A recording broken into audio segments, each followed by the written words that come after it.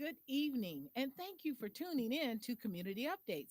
I'm your host, Michelle White, and this evening we're going to be talking about the Dr. Ossian Sweet Home, and we have Daniel Baxter, who's the founder of the foundation of the Ossian Sweet Home. So thank you for tuning in to Community Updates. We're right here on WJZZ, the coolest station in the world, and you can catch us on YouTube as well as WJZZ Cool TV's Facebook page and other streaming platforms. And we're right here every Wednesday evening from 6 to 7 p.m. So, Mr. Baxter, before I get started with Mr. Baxter, I'm going to tell a couple of other things. I listed a lot of job information. There's some job fairs on Friday. I think there are two or three job fairs. There's some uh, getting your record expunged information. A lot of great things, some things for children. Go to my Facebook page, Michelle Turner White on Facebook, and check those things out. But again, we thank you for tuning in to Community Updates, the coolest station in the world, right here on WJZZ Cool TV. So we have none other than Daniel Baxter, who is the founder of the Dr. Ossian Sweet Home located in the city of Detroit. And he also works for the city of Detroit. I first met Mr. Baxter I used to be a poll. I'm still a poll worker. I'm a poll worker, and we did the trainings at Wayne County Community College District, where I also work there as well. So it's good to see you again, sir. Well, Michelle, it is definitely a delight and plum pleasing pleasure to be here on your show today. Um, yeah, I wish I had a wore my sunglasses because when you on the coolest station on the planet, That's right. you want to look cool. That's right. Well, you look So, cool. oh, all You got right, on a good, cool good, jacket and good, everything. good, good, good, good, good. It's so exciting to be here. Yeah. Thank you for inviting me. Well, thank you for being our Yeah. guest. People call what February Black History Month, but Hmm. Black History is not just a month, it's for a lifetime. And whatever culture you are, you need to learn your history, the history of your culture. So, we're going to be celebrating various cultures right here on Community Updates. But this evening, we have Mr. Baxter, who's going to be talking about the Dr. Ossian Sweet Home. It is you can get tours. It's a historical site now, right? That is correct. It's been designated historical Mm-hmm. by the National Park Services, the state of Mm-hmm. Michigan, as well as the city of Detroit. So I got the Awesome. trifecta in All terms of righty. historical There designations. you go. Yeah. And where is it located in the city of Detroit? Can you give us? It's on Yeah, Gratiot, it's right on the corner of Garland. Garland and Charlevoix, Mm-hmm. 2905 Garland. Mm-hmm. If you're not familiar with that street, just think of the Rooster Tail.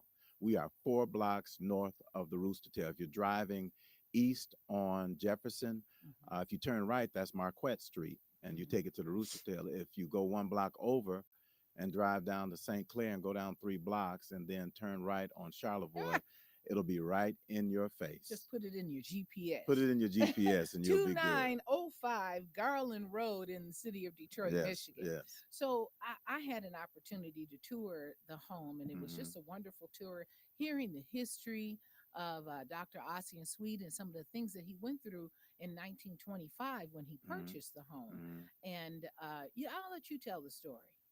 Well, it's pretty simple, Hmm. but complex. Hmm. So in 1925, Detroit was a very different place. Detroit was, at the turn of the century, had probably about 250,000 residents in the community. Hmm. By 1925, we were over 1 million people.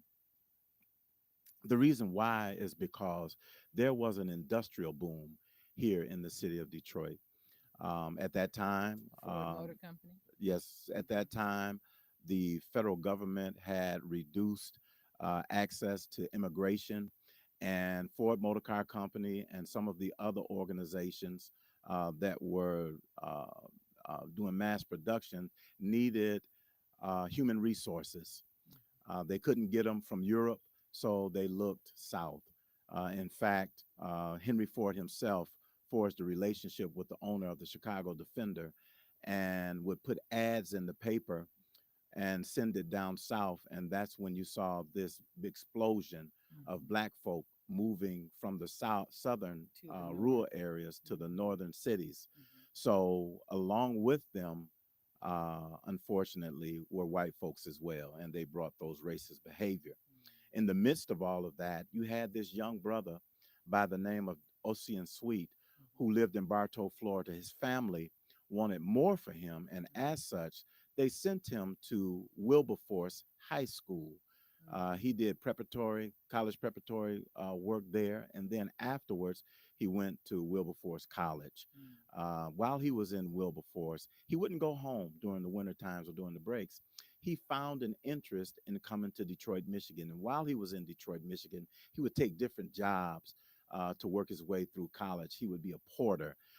He would work as a bellhop. He would shovel snow. He would do all types of work in the city of Detroit. And the one thing that he noticed about Detroit was that there were a lot of black folk who lived in the city. However, they didn't have quality health care. That always resonated in his mind. So when he graduated from Wilberforce, he decided to go to Howard University.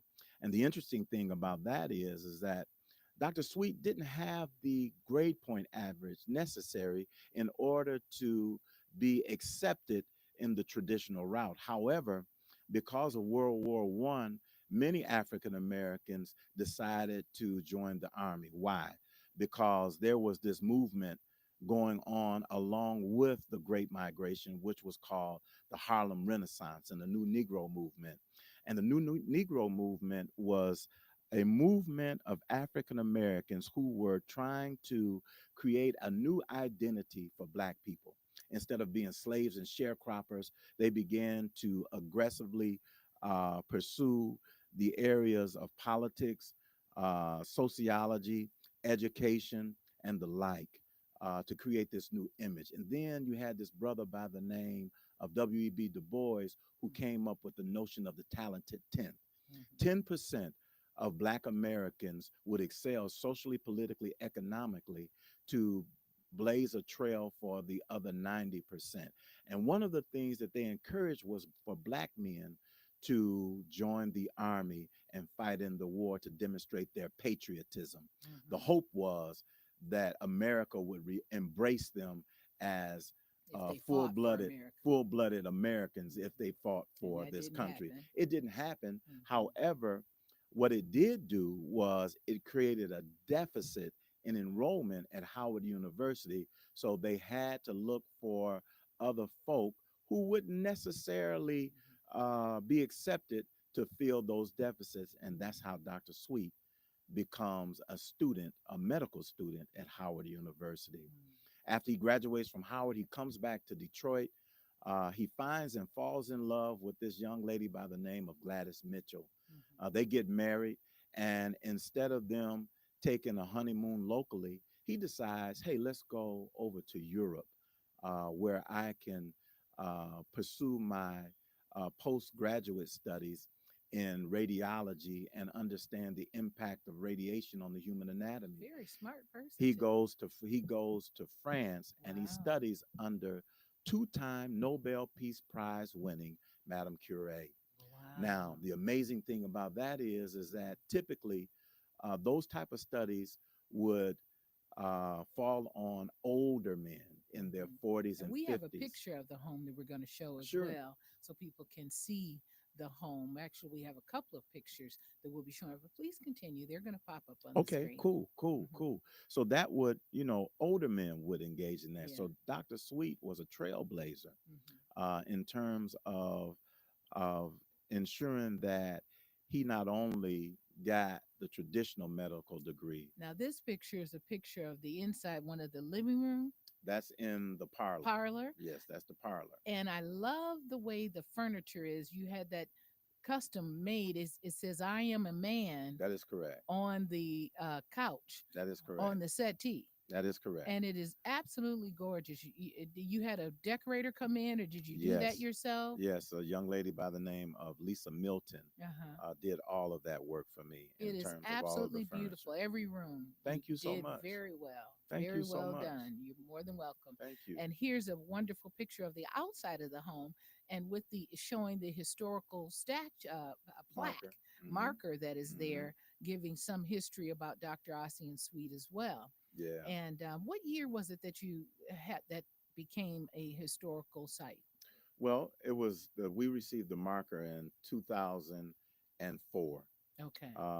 the state marker, and Mm-hmm. then the national marker came a couple of years thereafter. Mm-hmm. But they were historically designated in the 1980s and 1990s. We Mm. just had to request for the markers. Okay. Yeah, And this home really now kind of sits in what we would call the hood, right? that is correct. Yes, but back in 1925, it was an all-white neighborhood and a nice neighbor, very Yes. nice neighborhood. Mm-hmm. Still a good neighborhood that is up and coming, a Mm-hmm. part of the things that are happening in the city of Detroit. Mm-hmm. But you said he met Madame Curie Yep, and studied under her that's right. tutelage in Europe and continued, Yep. please. And after that, he comes back to Uh-huh. Detroit Mm-hmm. and he takes up residency at Dunbar Hospital, one of the first black hospitals in the city of Detroit. Mm-hmm. Dr. Sweet does well for himself. He amasses a small fortune. About he had a lot. He had some significant money, Mm-hmm. and when he came back home, he was living with the Mitchells, his in-laws, Mm-hmm. a man of prominence, a man of education. He felt like he wanted more for his family. He wanted his daughter. He had just had a little girl by the name of Iva. He wanted her to grow up in nice surroundings. And they come upon the house on the corner of Garland and Charlevoix. Now, there's a number of things that's attractive about this house. Number one, it's a beautiful home. Beautiful home, brick Um, home, beautiful uh, brick home. for an African American to own a piece of Yes, property like that, that's yes, significant. yes. His wife falls in love Mm-hmm. with the arts and craft flavor of the home. And then the other thing that's prominently important is the people who live in the community. Mm-hmm. They're Eastern Europeans. What's the difference? Well, Eastern Europeans didn't come from France, England, Spain, or those particular communities. Those are Western Europeans. Mm-hmm. Eastern Europeans came from Russia and Yugoslavia. Mm-hmm. They fled those communities because they were tyrannical governments seeking the opportunity of life, liberty, and the pursuit of happiness. So when Dr. Sweet learned of this, he and Gladys, for 3 days, went over to the house, sat on the porch, was very deliberate in letting the community know that they were interested in purchasing this home, and all was well. The owners of the house were the Smiths. They were an interracial couple. The husband was black And that was and very passing. odd. He was If, passing. He oh, was okay. light bright, But to be almost white. interracial Yep. in the In the 20s. 20s. Yep. But nobody questioned it Uh-huh. because he looked white. Okay. The wife was white. Uh-huh. And they sold the house to Dr. Sweet for Wow. $18,500, twice the value of the house, but they had to pay the premium Mhm. because of the color of their skin. So Mm. Dr. Sweet places a So you 35. mean to tell me black people had to pay, I'm being facetious, Mhm. had to pay more Absolutely. for Just the be, home just because of the color just because of of the their color of their skin? skin. Mhm. Absolutely. But he was willing to pay that Yes, price. yes. And I'm He sure they were surprised that he was able to pay it. I don't think so. I think Mhm. that they knew exactly who he was, Oh, okay. and that's He why had they made a name charged for that himself. premium price. Okay. They knew that he was a physician. They Mhm. knew that he had practiced in the Black Bottom. They were familiar Mm. with him, so Okay. they charged him a premium. Mhm. So he put $3,500 down on the house, Mhm. and he purchased it on land contract Mhm. because black people couldn't get mortgages back then. Mm. So this is in June. So they're excited. They go back home and tell their in laws. Dr. Sweet wires to his family in Bartow that he's about to pursue or achieve the American dream of home ownership, but Mhm. something changes. Mhm. One of his colleagues, um, Dr. A.L. Turner, moves into a home on the old west side, not too far from here on Spokane Street. Okay. A mob of 500 people gather around his home, destroy it, breaks out all of the windows, knocks on the door, goes into his house, destroys the prop, destroys all, vandalizes all of his furniture, Mm. and then they bring Dr. Turner out on the sidewalk, place a gun to his head, and make him sign over the deed Mm. to the Mm. Tireman Improvement Association. A couple of Wow. weeks thereafter, same thing happens to John Fletcher on Stopel Street. He moves into an all white neighborhood. The mob comes, destroys his home, forces him out. And Mhm. then one of Dr. Sweet's friends, a funeral home director, Volington Bristol, Mhm. purchases property on American Street, Mhm. builds a home, tries to rent it out to black people, but they're being harassed. He tries to rent it out to white people. They won't pay the rent. So he decides, I'm going to move into the house. A mob of 900 people gather around his Mm. home and does the exact same thing. Mm. Dr. Sweet learns of this. This Mhm. frightens him. In Mm. fact, he was so afraid he went back to the Smiths to try to get his Money $3,500 back. back, but they were like, crisscross, the bet is off.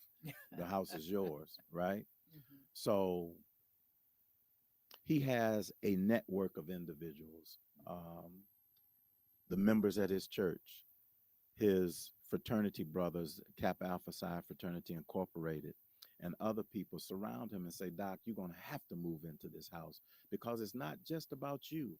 It's about 12 million other black folk who are kept running into the same problem all over this country. And it is at that point where he decided that he'd rather die as a man than live as a coward. Mm. So he came up with I a am a man. strategy. That's right. He came up with a strategy. He decided instead of moving in the summertime, he would move in the day after Labor Day. The day after Labor Day was significant for two reasons because it was the holiday one, and then he thought that the people over there would be so concerned about moving their children, getting their children into school, that they wouldn't be focusing on a black man moving into the corner house in their neighborhood.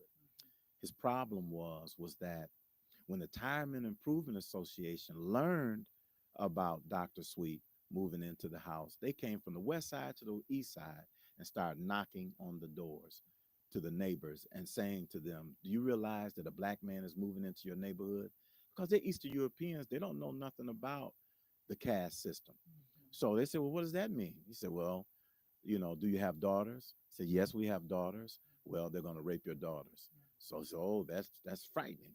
Then they say, well, do you like your property? Say, yeah, And we that love our that homes. frightening part, that's something that was done systematically to Systematically. make their films. They would take films That's right. and everything, and That's just right. to show To that, to criminalize us. criminalize black And people and sexualize. sexualize it so that you won't want to That live. is correct. They're dangerous. They're going to rape your That's right. children, and they're going to cut you up, and we're That's right. they That's would just right. do all kind of things to make us not like us That's right. and to make other people not like us, and all these false Yes. accusations. Right. Right. Right. So then they even said that when they move into your community, the value of your house is going to plummet. Mm.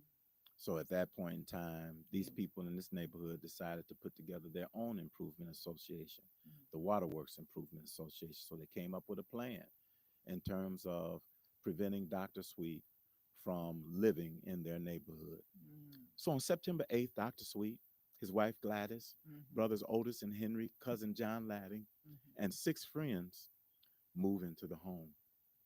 Just in case the neighborhood welcoming committee brings something other than apple pie, they bring guns Mm. because they know what Mhm. mobs do. Mhm. Nothing happens on September 8th. Mhm. But then on September 9th at about 8:20, the mob comes. Mm.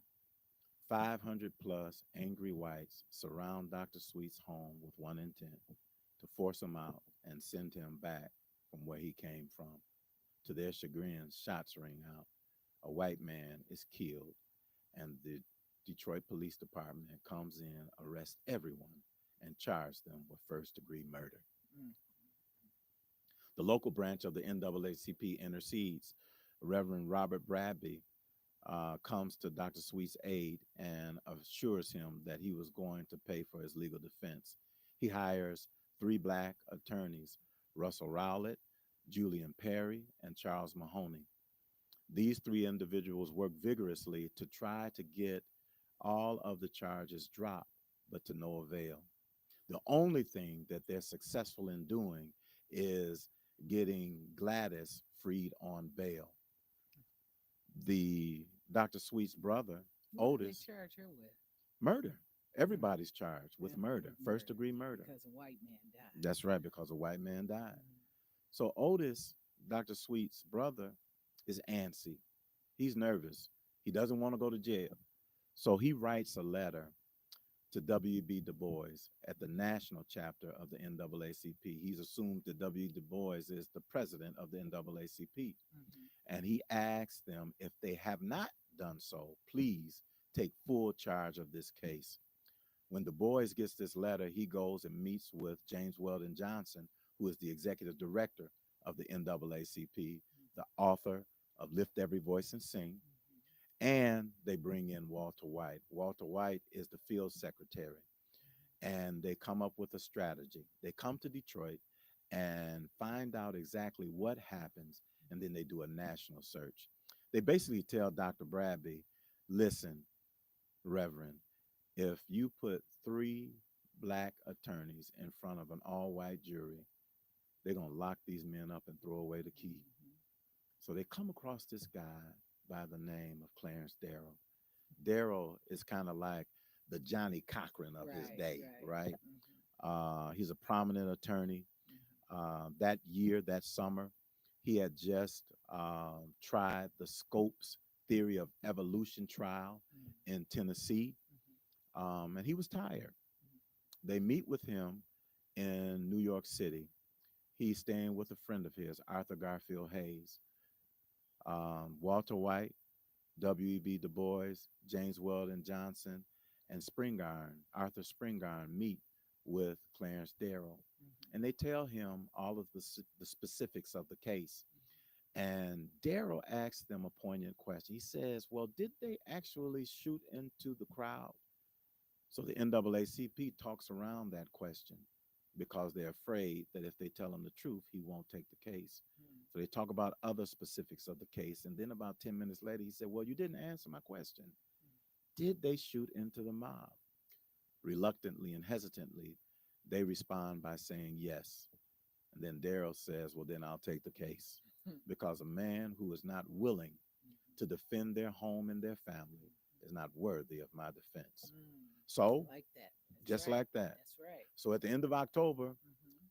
Clarence Darrell comes to Detroit, Michigan, and he stands before Frank Murphy and he says to Frank Murphy, a man's home is his castle, whether he is black or white, and he has the right to defend it. Mhm. And that's what the castle doctrine specifically says in Mhm. the state of Michigan. If five or more people Mhm. come to your home with malicious intentions, you have the right to defend it, even unto death. Mhm. So the prosecution, Mhm.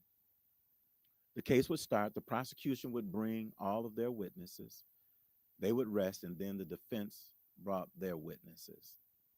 The most poignant point of the case is when the defense calls up Dr. Sweet. Arthur Garfield Hayes, the co defense, is the person that's questioning Dr. Sweet. Mhm. He sets this thing up so eloquently. He gives Dr. Sweet an opportunity to tell his life story, where he comes from, his educational background. He went to Europe to study radiation. Um, just like most people, all he wanted to do was to live the American dream. And what type of doctor was he? He was a general practitioner. Okay. Yeah. And a baby doctor. Okay. Yeah. So um, then Hayes asks him a question. He Mhm. says, what did you think when you saw the mob? And that's when Dr. Sweet says, when I opened the door and I saw the mob, Mhm. I realized that I was facing the same mob that had hounded my people throughout its entire history. In my mind, I was pretty confident of what I was up against. I had my back against the wall, filled with a peculiar fear, the fear of one who knows the history of my race. Mhm. I know what mobs had done to my people before. And with his testimony, he shares what the mob did in Rosewood, Florida in 1923 when they Right. destroyed that community Mhm. and killed over 50 black people. Oh. He talks about 1921 Mhm. in Black Wall Street in Tulsa, Mhm. Oklahoma, when the mob came again Mhm. and destroyed that community when he was a And student. they had a fear. The part of that fear of us being dangerous, there was a fear of our rate, our race taking over because people were becoming very prominent, That's right. building wealth, Black Wall That's Street, right. building That's right. things, That's Rosewood, right. building things, Dr. Ossie and Sweet, Mm-hmm. and certain people did not like that. They had a fear They had a fear. of us. They're going to try to take over, That's right. and That's right. and guess what? that fear is still alive and Well, kicking we see it today. today. We saw it today. We saw it Yes. last year Yes. during the 2024 presidential election. We see it Hmm. right Right now now. with the attack on DEI. Hmm. Which doesn't even start with us. Starts with Caucasian women. That's right. But anyway. That's right. So he even tells the story of when he was a student at Howard University during the Red Summer of Uh-huh. 1919 when the mob snatches a man off of a trolley and almost beats him to death. But the most gripping testimony is when he tells the story about when he was a 5-year-old boy in Bartow, Florida, coming home one evening through the woods. He hears a ruckus. He goes towards the sound, and when he gets to the clear, there's a mob of white folks surrounding a young black boy, 16-year-old young man by the name of Fred Rochelle. He's accused of raping and murdering a white woman. And at 8 o'clock, they strike a match, douse him with kerosene, and burns him alive. Dr. Mm-hmm. Sweet describes the smell of flesh and kerosene and how Rochelle screamed until his very last breath. And it was with that testimony he gave that jury an opportunity to look at that mob not through the jaundiced eyes or the rose colored glasses of whiteness, but through the eyes of black people who knew the journey and the experience and the peculiar fear of almost knowing without a doubt that you were going to die that day. So after the prosecution rests and the jury rests, Frank Murphy turns the case over to the jury. Prosecution defense rests, he turns it over to the jury. And after 46 hours, the jury comes back with no decision. Frank Murphy, as a result, declares the trial a mistrial and throws it out. But he doesn't release Dr. Sweet or none of the other defendants. It isn't until April of 2026 when the prosecution decides to retry Henry, because Henry is the one who proudly said, "Yes, I shot into the mob." And it was the same case, same witnesses, same attorneys, same They judge. had to be in jail for a year. They had to be in jail for nearly a year, Mm. but the outcome was different. Mhm. After 2 hours, the jury came back with a decision of not guilty. And it's the first time in the history of the United States of America that a black man was accused of killing a white man. All the evidence pointed toward him, and he was able to receive a fair trial and justice. Which definitely was not happening. Not in 1920s, Not in the not in 1920s, 1930s, 30s, 40s, 40s, 50s, 50s, and 60s, on. and on, even today. Even today. Yeah, Hmm. yeah, yeah. So that's the story about the house on the corner of Garland and Charlevoix. Today, So uh, they were able to then live on and live in their home and have, yeah, so because you yeah, tell the story so well. I always skip over the dark part. I hate the dark part, but What else nonetheless. dark happened? So what happens is that a year after the case is over, Hmm. Dr. Sweet's daughter Iva dies of tuberculosis. She contracts it from her mother, Gladys. Gladys gets it while she was in jail. Um, and then a couple of years later, 1923, Gladys dies of the same disease, tuberculosis. And shortly thereafter, Dr. Sweet's brother Henry, at the age of 33, dies of the same dreaded disease. So the people that he buys this house for are no longer with him. Yet he tries to pick up the pieces. He moves back into the Garland home in 1923 after Gladys passes away. And for about 20, 25 years, he lives You mean comfortably. 1933? From 1925, Mm-hmm. no, 1923. He moves Okay. back into the house in 1923, Okay. and he stays there for 20, 25 years, and he lives no, yeah, 1928. Yeah, 1920. I'm sorry. He moves back into the home, lives a pretty good life. You know, I had an opportunity to run into some of the grandchildren of the people who lived in that neighborhood. And the stories they told me about Dr. Sweet during the 20, 25 years that he lived there was nothing but love. Oh, He said the that's, community loved Dr. Sweet. yeah. He was a good man. by this time, well, still in the 30s, Caucasian people probably still Oh lived here. yeah, European. he was the only black person Right, that right, lived in right. that neighborhood Mm-hmm. all the way up all the way up until 1956. Mm-hmm. Um, the people next door to the Sweet House moves in, black family moves in Mm-hmm. at that time. Mm-hmm. So it stays all white up until 1956. Mm-hmm. But nonetheless, Dr. Sweet moves out of the house Mm-hmm. and he tries to sell it. The problem is that he can't sell the home because everyone knows the history of the house. So he has a white lady by the name of Miss Mary serves as the front to sell the house. Mm-hmm. And in 1958, the spring of 1958, my parents, Herbert and Inez Baxter, purchases the home. And then 2 years later, after that, Dr. Sweet, he lives now above his pharmacies, Garfalo's Pharmacy in the Black Bottom. Mm-hmm. And in March of 1960, he commits suicide. Mm-hmm. Yeah, Wow. yeah, yeah, yeah. But his legacy continues. Yeah. The house has been designated as a historical landmark. We were able to secure nearly $900,000 to restore the home. Awesome. So that work is almost complete. This year being the 100th anniversary, the house will be opened on September 7th Okay. as a museum where the public will have an opportunity to come in That's what I was going to and ask. tour the Okay. house. Tour the house. I feel definitely blessed that I had a chance to tour the home before Yeah, it opened. Um, yeah. So so every in year we still have September. our open house, and Okay. we let people come in, Uh-huh. even though it's in the middle of being restored. But now And you had a chance to grow up in the home. I grew up in that house. Yes. Yeah, I grew up in the house, and I Mm-hmm. learned of the story of Dr. Sweet Uh-huh. when I was 10 years old in 1975. Mm. Hmm. So there were still people in the neighborhood who could tell. You said some of the grandchildren, probably some neighborhood Well, people no, the too. grandchildren had moved out. I just Uh-huh. met these people in the last probably year, Oh, okay. you know, But through were there people LinkedIn, that you Facebook. grew up with that knew some of the No, story? nobody in the neighborhood knew the story. Okay. Not too many people knew the story Okay. about Dr. Sweet.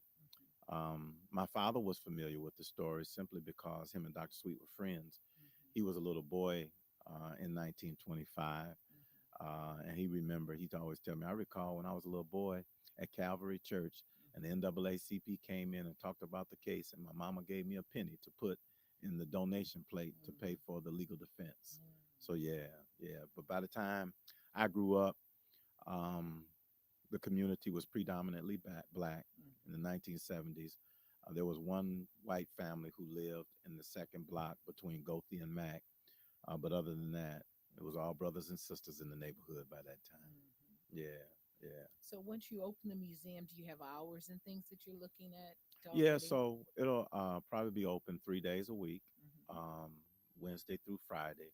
But we haven't made that determination as of yet. We may Okay. do more. Mm-hmm. We're a little ways away from it. Mm-hmm. Um, but in addition to that, Mayor Duggan has been one of the greatest partners Mm-hmm. of the history and legacy of Dr. Sweet and the foundation. Next door to the house are three vacant lots that'll be dedicated as the Dr. Ocean Suite Educational Plaza. So it'll be kind of like going to the King Memorial Mm. in In Atlanta. Atlanta, Mm-hmm. where you'll be able to see various exhibits, Okay. imagery, signage, and the like that tells the story about the house on the corner of Garland and Charlevoix, what was happening in Detroit in the 1920s, what was the Great Migration, what was the Harlem Renaissance, who were all the players that impacted this particular event, from Dr. Sweet to Clarence Darrow to Frank Murphy and the like.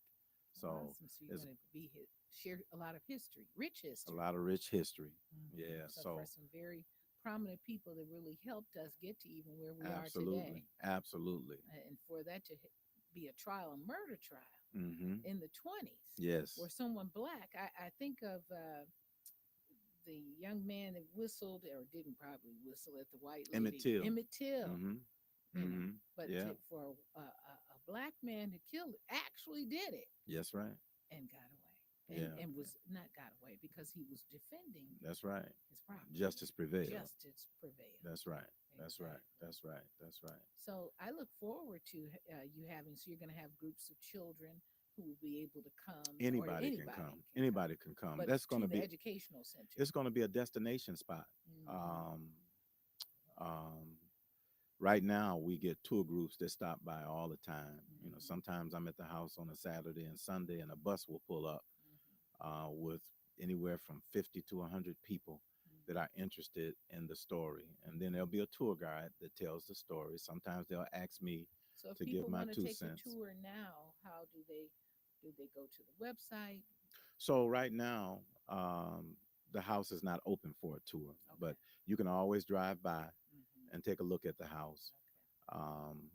Um, but it will be open as a museum and publicly Hmm. after September 7th. Okay. Mm-hmm. Yep. Wonderful. Yep. Yep. It reminds me, I went to a something similar to what you're speaking of in Natchez, Mississippi, Mm-hmm. and it was some historical sites that were there, and they had a store and where you could purchase Mm-hmm. things, Mm-hmm. and other an area where Mm-hmm. it was just telling the history, some things Yes. that happened in Natchez, and in the 20s, 30s, and early 1900s. You know, it was a very prejudiced area with Mm-hmm. slaveries and lynchings, Oh yeah. Mississippi. Oh yeah. Oh Okay, yeah. so one thing that always sticks out in my mind, they had a dollhouse that you could buy for your child, and children love doll homes. I Mm-hmm. have one in my basement for my grandchildren.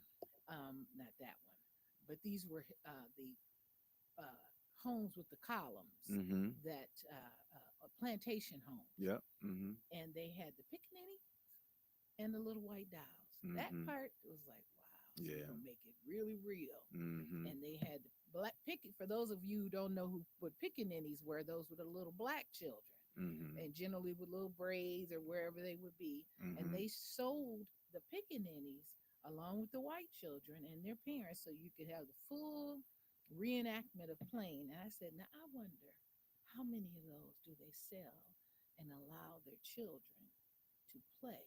You Mm-hmm. know, that just still perpetuates prejudice Yeah. in a child's mind. Mm-hmm. Mm-hmm. You know, so I Mm-hmm. wonder, I love that you're going to have this museum Yes. along with the educational component Mm-hmm. that will allow people to see, Mm-hmm. Clarence Darrow and other Mm-hmm. historical people Mm-hmm. that we might not, some people might not have heard of, Yeah. and all of the different cases that they helped in the NAACP. Yes. So that's wonderful. Yes. Yes. And you know, there's a saying, an old African proverb: Hmm. until the lion learns how to write, the tale of the hunt will always glorify the hunter, which Hmm. means that if we don't control our own narrative, someone else will, Hmm. and they'll get all of the glory. Hmm. They'll whitewash Hmm. our history Hmm. and soften the blow of what Black people had to experience and endure since Plymouth Rock landed on us. Exactly. You know, so that's what's so significant about uh, this endeavor. We get an opportunity to tell our story. We Yes. get an opportunity to own our Hmm. story Hmm. That's in so a important. very tangible fashion. Yes. The one thing that I love doing Hmm. is we have an annual open house every year. Okay. This year on September 7th, we will have our seventh annual open house where we'll have a concert with a national Grammy Award winning artist that will be performing. I can't tell right now. I just Okay. talked to his people just before I pulled up here, and they Hmm. told me, they said, man, you can't say nothing Hmm. until April. Well, So, I would love to come and have it on the show and do interview. yeah. Yeah. Oh, yeah, you're more than welcome. So Hmm. that day we'll have vendors. Uh-huh. We'll have the park will be open. So it's just going to be a wonderful day. Last year we had the Detroit Youth Choir and Kimmy Horn to perform, Mm. and we had over Love a Kimmy. thousand people show up Oh, for wonderful. that open house, and it was exciting. So this year it's probably be twice as many folk. So we're really excited about it. on the 8th. Hmm. That'll be the 100th anniversary of the day that they moved into the house. Mm. So we're going to have a march from the Mitchell's home on Hmm. Kearney and McClellan, which is Hmm. 2 miles away, all the way to Garland, Mm. the Garland home. I would love to Yeah, participate in that march too. that's good. 'Cause I want you to be there. Okay, great. Amen. I So that, went to one of the people that got killed, and I can't remember if it was a young woman or the young man. They had a march, a protest in mm-hmm, front of the police station downtown. mm-hmm, And I had never participated in a mm-hmm, rally, mm-hmm, march, so to mm-hmm, say. And the agitators that were there, and there was big concern about kind of something similar to something that happened with you in your story. And the agitators that were there were not mm-hmm, black people. They mm-hmm, were white people dressed in masks, and I'm mm-hmm. standing there looking at them. Was this during the Black Lives Matter? Yeah. Yes. Okay. Yeah. And so there were white people, there Mm-hmm. were agitators, and they wore like Freddy Krueger mask Yeah. and this black and white face Mm-hmm. mask that I've seen in movies. Mm-hmm. And I said, but on the news, they were making it like the black people were Mm-hmm. the agitators. Yeah. I saw no black Oh, people being yeah. agitators. Everybody peeped that out. Uh A huh. lot of people peeped that out. At And least I I said, should now say. how the news gonna say it? I'm looking at these people. They was all white people. They Mm-hmm. were they were dressed in Mm-hmm. masks, Yeah. Yeah. and even some that weren't. Yeah. That Yeah. were trying to incite A riot. riot. That's right. That's So that right. same thing that was happening back in the 1920s Mm-hmm. still happens today. Yeah. And I'm so glad that, uh, like you said, you're able to tell the story Mm-hmm. yourselves. And it's so important. I've gone to, I love museums and Mm-hmm. different exhibits. And there was an exhibit at the Detroit Institute, the library. It was at the Mm-hmm. library. Mm-hmm. And it was on the history of Black music, Mm-hmm. but it was told not by Black people. Mm-hmm. And for me it was obvious, Mm-hmm. but then they told you, Mm-hmm. who put it together. But so often we're not the ones telling our own Yeah. story, Yeah. and that needs to stop. Mm-hmm. We need to tell our Yeah. stories. And so you also have some wonderful books right Yeah. here Yeah. that are being shown. And again, let me give a station ID. You're tuned Please. in right here to WJZZ Cool TV, the coolest station in the world. You're watching Community Updates. I'm your host, Michelle White, and we have sponsors. We have ABB Wealth Strategies. Give them a call at 248 988 8200, and they will help you to get strategies while you're in retirement, go preparing for retirement. Call ABB Wealth Strategies. They will give you peace of mind when you sit down and talk with them. 248 988 8200. Again, thank you for tuning in to Community Updates. We have Mr. Daniel Baxter right here, and he is sharing with us about the Dr. Ossian Sweet Home, historical home, right here in the city of Detroit. This is one of his books that he has done, The Trials of Ossian Sweet. Mm-hmm. And it says a 1923 Detroit courtroom battle over race and justice, because That's right. justice did prevail, Yes, it not did. injustice, justice Mm-hmm. prevailed. Mm-hmm. Hallelujah for that. Hallelujah. Hallelujah. The Holy So, Ghost step. yeah. So, you can go to his website Uh-huh. and purchase these books. And this is another book. I said a children's book, but it's not That's a right. children's book, but it's done in a format, Illustrated an novel. illustrated novel that really gives you some really wonderful renditions and tells the same story of Dr. Ossian Sweet and some of the trials that he endured and the people in the neighborhood and how justice prevailed. Mm-hmm. So you can purchase these books. What is your website? It's osweetfoundation.org. That's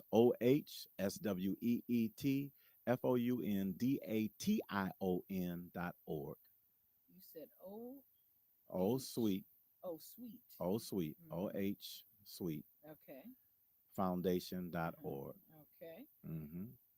So you can go to osweetfoundation.org and Mm-hmm. you can purchase these books. I think you also have some t-shirts.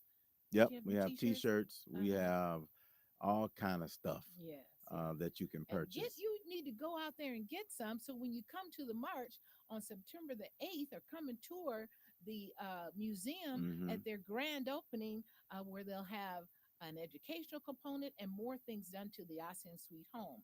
You can go to the website osweetfoundation.org Mm-hmm. and purchase your items today so you can come prepared Mm-hmm. and march and come and just see the wonderful ASEAN Suite home and hear the history of Dr. ASEAN Suite. And we didn't have too many doctors, black doctors, Mm-hmm. back in the 20s and 30s.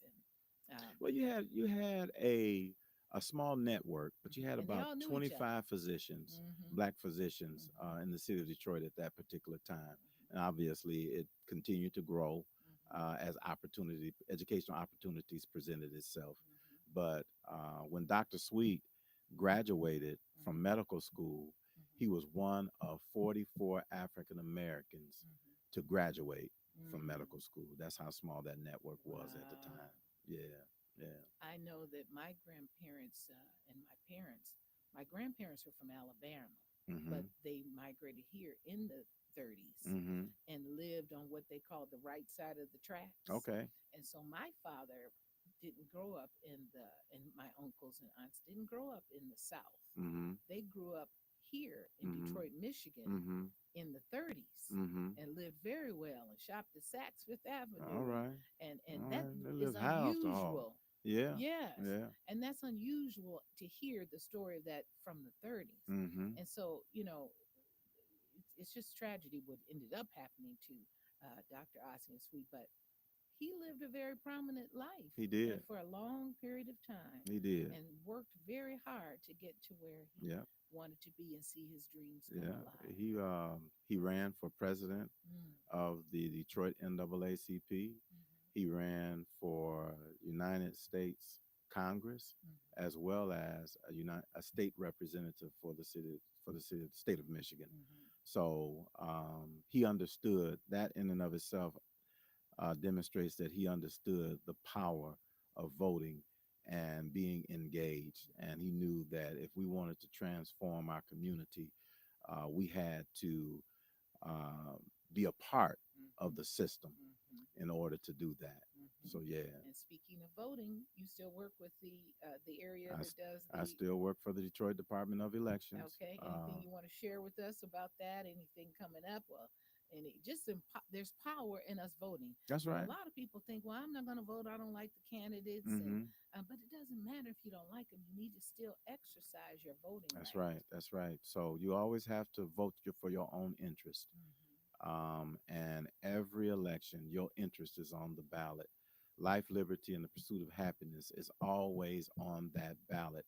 And you got to make sure that whoever the person is that is elected will provide you with that opportunity. Whatever your definition of life, liberty, and the pursuit of happiness, whatever your definition of freedom is, you should make sure you identify that candidate who measures up with your definition the best.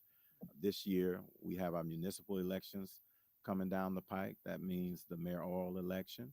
Hmm. As everyone Mayor knows, Duggan Mike did such Duggan, a wonderful he has job. done a I don't wonderful even job. know Yes. how anybody's going to run against him for the governor. Yeah. I mean, I know there's plenty of candidates out Yeah. there, but they don't match Yeah. what he did Yeah. For for the Detroit, city that's of correct. Detroit. Yeah. Even though that's just one part in the state, Mm-hmm. he did a significant, I was surprised, Mm-hmm. happily surprised. Yeah. Yeah. He did Well, a wonderful he's a job. doer. He's the Yes, kind of guy that sets goals and achieves them. yes. So And that's he what I did a really wonderful admire and job. appreciate about Mayor Duggan. Yes. So he's not on the ballot. So you have Not for the uh, battle, For for the the mayor. mayor's election. That's this year. But He's then not on the he's going to ballot run this for year. the governor. Well, we talking about this But year this year, first. yeah, This year, yeah, yeah, because all politics are local. They begin local. right in your local community in Hmm. Detroit, Michigan. Hmm. You have mayor on the ballot, city clerk, city council, and the police commission Hmm. that will appear on the ballot for this election. We don't have an incumbent, and we got to make sure whoever we elect in this election Hmm. will pick up the baton and continue to move our city forward. That's Hmm. right. That's right. Yeah. So we have an August 4th primary. I'm sorry, August 6th primary, and then November 5th is the general election. And you all are still looking for, I mean, you're always looking for people to come out and work to be poll workers, Mm-hmm. Yep. and they can call the city of Detroit if you want to be a poll worker. Yep.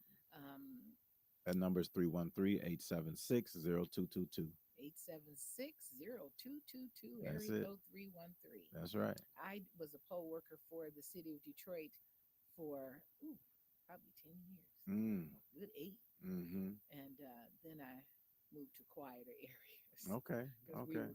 were, it was huge, much larger. And I Mm-hmm. live in a smaller city. Okay. Uh-huh. Okay. All But right. still, always a part of Detroit. That's It's right. where I born That's and right. bred, That's your right here. roots. That's my roots. Yeah. Born, Yeah, bred, and fed. born, bred, and fed. That's right. That's a blessing. Yes, it is. Yeah. So even as I'm looking at the ASEAN Sweet Home, before we get ready to go, um, in that area, there are many Caucasians that are moving in the whole East Side Mm-hmm. area, Mm-hmm. Mac and Bewick, and just Mm-hmm. all over. Yep. Can you Yeah. do anything about that? Yeah. So most of the gentrification Mm. is occurring in West Village. Mm-hmm. That's just west of Indian Village, Mm-hmm. from, I guess you would say, from Van Dyke all the way to the Boulevard. Mm-hmm. There's a lot of development going on there. Then when you go over to the 48215 community, which is the Jefferson Chalmers community, Mm-hmm. you're seeing migrations or white folk moving I into did. that community. I did poll working in the outside of the Indian Village. Mm-hmm. I can count the number of blacks that I saw Mm-hmm. Mm-hmm. come, but there were tons, Yeah. hundreds. Yeah. Mm-hmm. Mm-hmm. But